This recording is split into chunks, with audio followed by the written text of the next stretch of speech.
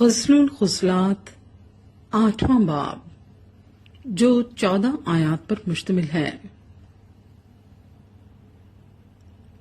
کاش کہ تو میرے بھائی کی مانند ہوتا جس نے میری ماں کی چھاتیوں سے دودھ پیا۔ میں تجھے جب باہر پاتی تو تیری مچھیاں لیتی اور کوئی مجھے حقیر نہ جانتا۔ میں تجھ کو اپنی ماں کے گھر میں لے جاتی، وہ مجھے سکھاتی۔ میں اپنے اناروں کے رس سے تجھے ممزوج میں پلاتی۔ اس کا بایاں ہاتھ میرے سر کے نیچے ہوتا اور دہنا مجھے گلے سے لگاتا۔ اے یروشلیم کی بیٹیوں، میں تم کو قسم دیتی ہوں کہ تم میرے پیارے کو نہ جگاؤ نہ اٹھاؤ جب تک کہ وہ اٹھنا نہ چاہے۔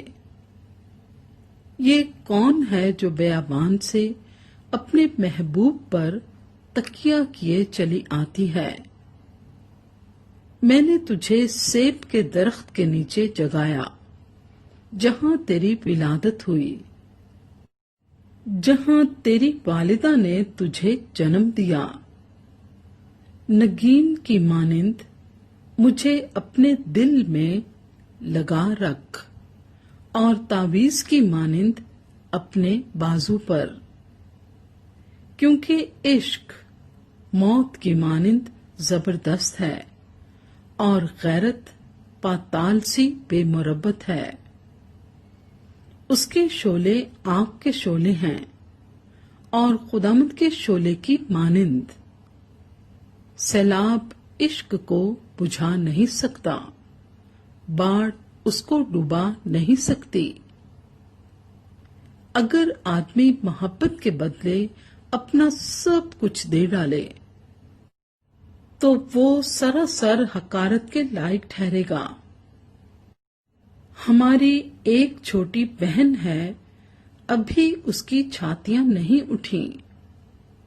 جس روز اس کی بات چلے ہم اپنی بہن کے لیے کیا کریں؟ اگر وہ دیوار ہو تو ہم اس پر چاندی کا برج بنائیں گے، اور اگر وہ دروازہ ہو تو ہم اس پر دیودار کے تختے لگائیں گے۔ میں دیوار ہوں اور میری چھاتیاں برج ہیں، اور میں اس کی نظر میں سلامتی یافتہ کی مانند تھی۔ بال ہامون میں سلیمان کا تاکستان تھا، اس نے اس تاکستان کو باغبانوں کے سپرد کیا کہ ان میں سے ہر ایک اس کے پھل کے بدلے 1000 مسکال چاندی ادا کرے۔ میرا تاکستان جو میرا ہی ہے میرے سامنے ہے۔ اے سلیمان، تو 1000 لے اور اس کے پھل کے نگہبان 200 پائیں۔ اے بوستان میں رہنے والی، رفیق تیری آواز سنتے ہیں، مجھ کو بھی سنا۔